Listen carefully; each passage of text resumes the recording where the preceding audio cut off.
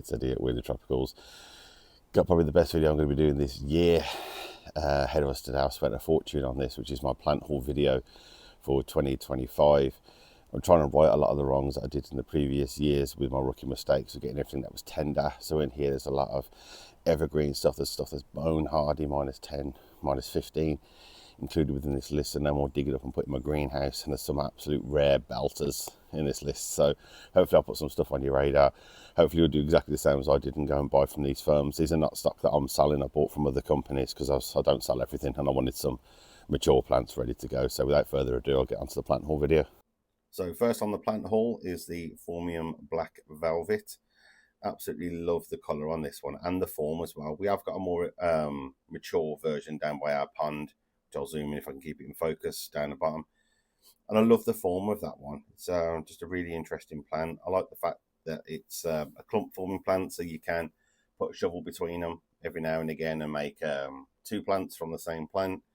It will take only down to about -5, so it's not the hardiest thing that you'll find. However, for these, I don't mind running out with a little bit of fleece for the odd day here and there. Sometimes they will come through winter looking a bit raggedy, and you might just need to chop them back, but they soon flush again. They're absolutely fantastic. Again, not the most expensive plant on earth. I think these two cost me £10 each, but absolutely beautiful plant.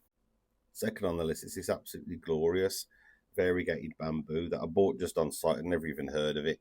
I'm going to give the pronunciation a go, but bear with. It's Hibanobambusa Shiroshima. So that's about as best as I can pronounce that. Funny information about this one is it can take -22, which definitely I cannot. So if it comes to this plant or me in the UK winter getting to -22, this will outlive me, no problems. It's from China, so it's normally a good sign when you see the plants because their winters are far more extreme than ours. Found different information on this of whether it being small or large, but I'm going to go with the more reliable information that said it's about 2 to 3 meters tall in the UK. But what a cracking form this is, and again, it's going to be that colour all winter long. So again, get rid of some of those gaps that I've got. Third now on the list is one of my new absolute favourites, Mahonia Sweet Winter. Love the absolute form on this. It's upright. It's a nice little shrub. Only gets about 1 metre tall, but the leaves on this are absolutely fantastic. I'll zoom in there. You can see the form on these. It's hardy down to -10. You can take full sun, partial shade, and it will create berries as well. So if you want to have a garden that's good for the birds and all the rest of it, that ticks pretty much every single box that I'm after for my garden. Evergreen, good for the wildlife, and it's a really good space filler, so you can underplant things with it as well. Again, if we continue with the list, we've got Phyllostochys, Aureocaulis, Spectablilis bamboo here. It's a monster. So this one's already 10 or 12 foot tall in our garden from a little tiny pot, as you can see there. What's great about this one is its growth habit. They're not just like straight columns, they grow in like a zigzag pattern, as you can see there.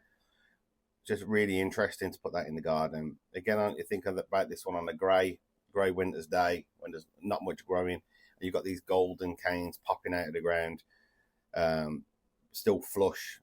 Take ridiculous temperatures down to -15. It grows 6 to 9 meters tall, so it's monstrous, and it can grow 3 meters in a spread. These ones are, because they're Phyllostochys, these are the running bamboo, so you have to be really careful with these ones. Make sure that there's a root barrier down, or keep them in a pot just to keep them safe from running the garden. As we continue through the list, we've got Fatsia, Polycarpa, green fingers. Looking distinctively yellow at the moment. I don't know how this has been stored. It could be in like a polytunnel outside. It's probably hit some of the colder temps it's happy with. It'll take -5, -10. Evergreen. The form on the leaves, I think, is absolutely sensational on this. It gives that truly tropical vibe. And again, one that you wouldn't necessarily have looked at and thought that could take those kind of cold temperatures, because it's very, very exotic. You can see ours down there from stayed out over winter. Looks battered, but it did get hit very hard towards the end of the season with slugs. So most of that is slug damage, not actually cold damage. Again, another evergreen special. These ones are an absolute showstopper. Chamaerops or Chamaerops humilis, however you want to pronounce that. It's got absolutely glorious form to it. The coloration on it is really nice. These look really healthy palm trees. Got them at this size because they're instant impacts. When I put these in the ground straight away, you've got that. You can buy them smaller and grow them on. I've got a small one in the garden that seems to have struggled. But these, again, are hardy. These are down to -10 usually. Come from the island of Crete. Apparently they're slow growing. Usually you'll see these as multi-stemmed specimens, 2, 3, 4 onwards. Grow about 3 meters tall to their like max height. But again, because they're pretty slow growing, I don't know how long it's going to take for us to get that. But truly a tropical vibe for any garden. Next up, on the more rarer side / more difficult to get hold of, we've got Schefflera, Delavayi or Delavayi, however you want to pronounce that, or Delavayi. This one is a hardy Schefflera. It's one of the hardiest of all the genus, I'm told. It takes down to about -8. The good thing is this one, although the immature version, this one doesn't look like it. It will grow, as I put on screen, branches out of the leaflets. Have got 5 to 7 different leaflets on them with like red stalks. It has like a creamy kind of flowers on there as well. So it's really architectural. Looks like a shrub for years, but will grow into a nice kind of tree shape in the end.